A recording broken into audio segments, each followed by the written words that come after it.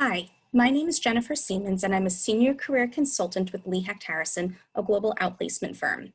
My role is to work with impacted exiting employees of our customers to help them with their career transition needs, working across all industries and levels. I've worked with individuals just graduating from college, trying to figure out their next steps, all the way to folks who have been impacted for the first time in 40 years of service at one company and everything in between. I've been with LHH for the last about 12 years or so and came to this company from a company I swore I was never going to leave. Maybe it sounds familiar to some of you out there right now. My former company unfortunately closed, and I was left looking for my next job. If you have any concerns out there about being impacted, let me tell you that everybody over the last 5-10 years have been impacted in some way, shape, or form. So please don't worry about what others are going to think when they hear that you've been impacted. Oftentimes when somebody comes into services, they're questioning whether or not to continue with the path that they've been on. For some, change and exploration is welcomed. For others, it can be a really scary time and a process with a lot of unknowns that can impact how fast their job search goes. As an event professional, you wear many hats, from soup to nuts. So how in the world can it be possible that you're feeling stuck in your own searches? With all that you do and all that you can do, where are the jobs? They have to be there, right? Well, no one could have predicted this pandemic. Of all things, would have impacted the world the way that it has. And as a result, a lot of industries were impacted, and this happens to be one of them. If you've started your search, I am sure that you have looked far and wide for the same kind of role of what you love to do. Here's the deal though. This industry will come back. The jobs are going to come back. When that happens though is the million-dollar question. Unless you don't need to go back to work anytime soon, you can find yourself all of a sudden feeling frustrated because while you love this kind of work, you're just not seeing the opportunities and you need to go back to work, pandemic or not. It's 100% normal to find yourself at a standstill. What do I do next if what I love doesn't exist right now? What do I do when companies have placed a hiring freeze on roles? How long do I search for the work I love before considering a change of some kind? And then comes the inevitable question of, what else can I do? We are going to get into this. Before we would get into that though, I do want to address one thing: timing. In terms of when to move on, this is a really tough question to answer. There's a lot of variables that impact how to answer this kind of a question. Obviously, if you're in the camp of, I've had enough of this, you have your answer. However, the rest of you are going to grapple with this a little bit more. My recommendation is to make sure that your job search is split up so that you can dedicate your time to both paths: your typical role in events and event planning, and spending some time trying to figure out and then identifying a possible new role.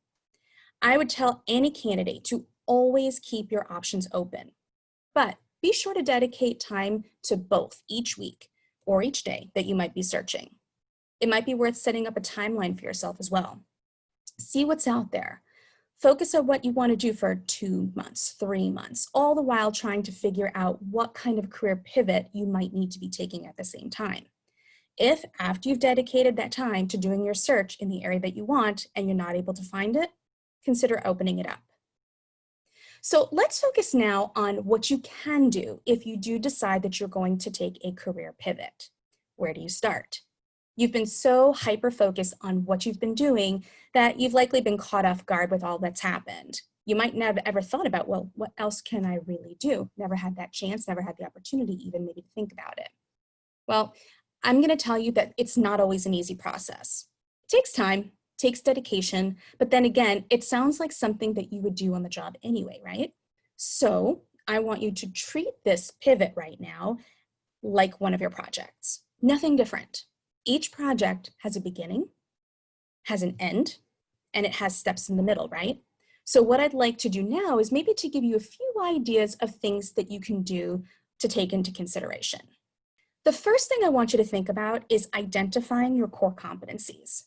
First and foremost, you have to figure out where these competencies lie.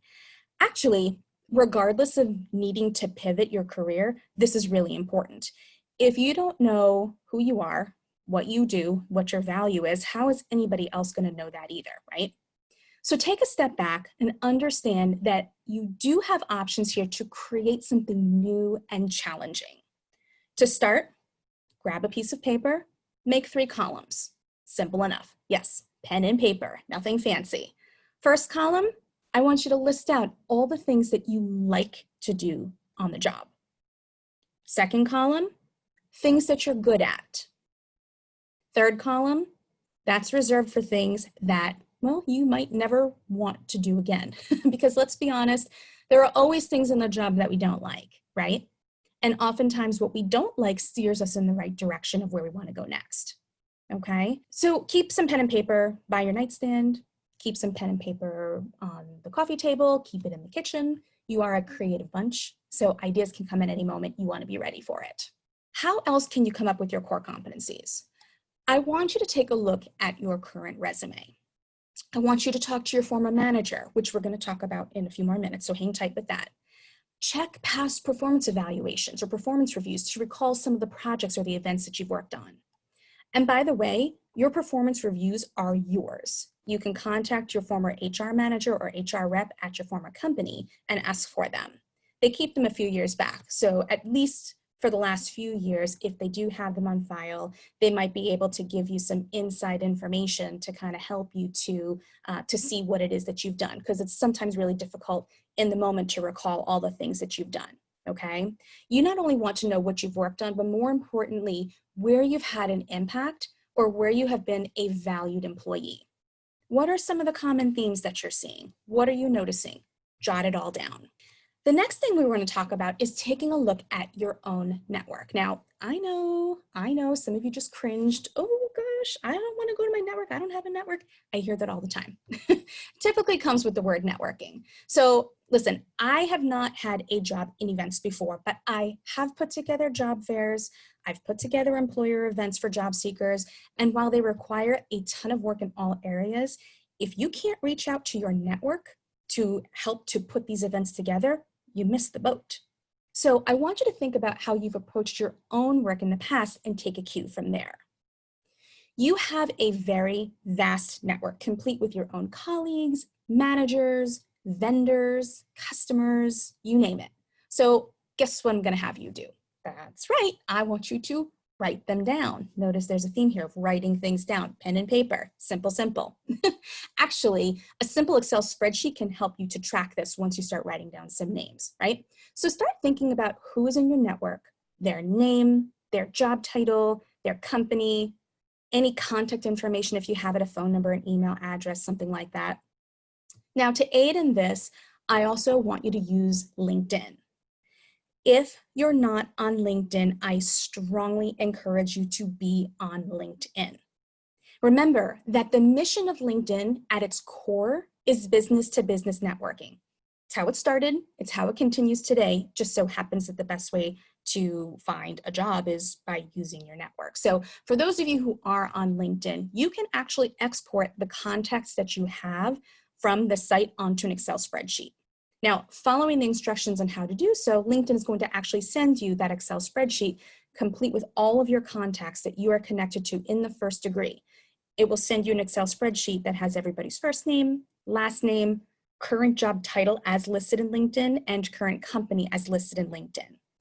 Once you have this Excel spreadsheet, you can then manipulate the data however you would like to do it. So you can sort by company, you can sort by title, and you can even sort by the strength of the connection that you have as determined by you. Now, once you know who's in your network, I want you to also think, who should I pick and choose to be reaching out to? And not only that, but how do I want to be reaching out to people in my trusted network to use as a sounding board, okay? Notice I didn't say you should be asking for a job. I want you to be asking them for information, for insight, to be a sounding board for you. So here are a few things to be thinking about that you might be able to reach out for. Bottom line here is that you want to ask them how they see you. Bring them your core competencies list that you have created. Ask them what you've overlooked, because you're quite frankly too close to the situation sometimes. Their answers may actually surprise you. I have a current candidate right now actually in a very similar situation. And I had her reach out to people in her network, and she reached out to about 5 or 6 people. The answers were actually really, really interesting. All but one person that she reached out to ask for this insight, to ask for this guidance, told her she should be one particular kind of job. I've never seen that before. Usually there's a few things, few variations thrown into the mix, but she got the same answer from most people. So she now has a career path that she's currently exploring. The bigger question here is, how do you approach these conversations? So as we know, the ultimate goal is to get a job. Now, if you lead with, I'm looking for a job, you're not going to get the response you're looking for. That's why I mentioned earlier, don't say, hey, I'm looking for a job. Can you help me find a job? That's not what you need to be doing at this moment.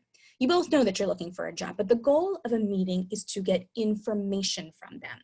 Let them know that you are seeking them out as an expert. Once you get talking about the competencies and hashing out some ideas, you're going to be on the same track, and then they could provide you some really good additional valuable information, including target companies. They may be able to give you some other people to network with, maybe some people who have made a transition before, maybe opportunities that you hadn't even thought of before. Okay. For example, maybe, they recommend being in touch with vendors on the other side of your events. Maybe they have some ideas around internal, external communications jobs, account management, account executives, sales support, those kinds of roles. The last thing I'll mention here is that you always want to remain inquisitive and positive. Show them that you're doing all right, that you're excited to see if there's opportunities out there. If you're negative about it, oh, I can't believe this happened, when is it going to come back, I really don't know what to do here, you're not going to get the same kinds of responses. Being out of a job is a little bit of a touchy and uncomfortable topic for people. People want to help, they really do want to help, but oftentimes they really don't know how to. Your job is to tell them how they can help you. It's going to be up to you to lead them to get the insight that you're seeking. Now, in addition to asking your network about identification of core competencies or sort of backing up of the core competencies you've come up with, you also want to ask information about your own industry as well. Do they know who's hiring? Who's on a hiring freeze? What is the outlook looking like for 2020 or for 2021? What do they see? How have they had to pivot? Is any upskilling needed? For example, going from in-person events to maybe understanding virtual events and the technology that's needed there. Actually, the pivot question is a very important question. If a company itself has had to make changes in their events, in how they do events, in their event staff, you want to know, what have they done? What resources have they had to rely on? What resources have they had to seek out? Not only is this great potential information for you for your own changes, but it's going to give you some valuable insights so that when you start networking, you're going to have some inside information on the state of the industry. And that's going to go a long way in any interviewing or any networking or informational interviewing that you're going to be doing. You should always keep an eye on the competitors in your industry as well. Know who's in the local area. Identify companies of all sizes and stages. For example, startups, other industries, maybe nonprofit organizations. If you need to do some database research to try to figure out what companies are in the area and who you might be missing, go to your local library. If you contact your local library, even if it's a small town library, that's perfectly fine. Usually they're a part of a bigger network anyway. Contact your local reference librarian. He or she might be able to have access to databases that might help you with this kind of a search. And don't forget, in this case, Google can be your friend, okay? When in doubt, Google it, right?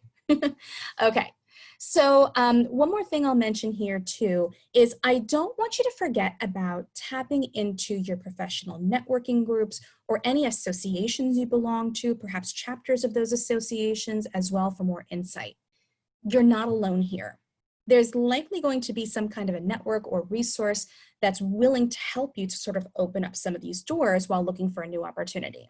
You want to get the latest and greatest news and details on the state of the industry, how it's doing in your geographic area, and hear from others how they have successfully made the change that you're seeking as well. As we wrap things up here, I know I've given you a ton of information. I'm actually glad that it's being recorded here so you can go back and review it as needed. I did want to read you, however, a post that I found on LinkedIn that I saw a couple of weeks ago. Okay, I actually sent it. I have a couple of candidates right now who I'm working with who are going through something very, very similar. So I'm going to read specifically this LinkedIn post that I saw. This is from a person who is now a social media manager and event coordinator. She writes, "Before COVID, I was an event coordinator. After being furloughed and eventually let go due to my lack of events, I searched for months to find a job that aligned with my social media marketing experience and skill set with no success. One day, I came across a job posting to be a candle maker at a local beeswax candle company. My first thought was, I think I'd really enjoy doing this. It sounds like a really cool job. My second thought was, would this veer me away from my career goals? And would I be able to afford rent? After doing research, I found that I really aligned with the company's goals and mindset. I decided to apply for the job. I received an interview the next day. During the interview process, they saw on my resume that I have a background in social media, and they were needing someone to run their accounts. By the Zoom interview, I was also interviewing to be their social media manager. I got the job. After just 1 month of working for this company, I am now officially their social media manager, lead admin, and helping out with candle production too. I applied to be a candle maker. You never know where opportunities will take you. Go with your gut and apply for that job. Beyond thankful to Beeswax Co. for this opportunity." Now, I'm not telling you to run out and be a candle maker, okay? But what I am telling you is to be open to the possibilities that are out there. Always keep the options open. Never stop networking. Always take the meeting and have a conversation.